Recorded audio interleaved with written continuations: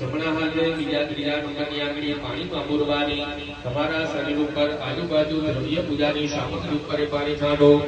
ભક્તજનો ભક્તજનો વા સર્વાવસ્થાંગ ગોવિંદ સ્વરે તમકરે કાક્ષો જવાહ્યામ ધર સુતિ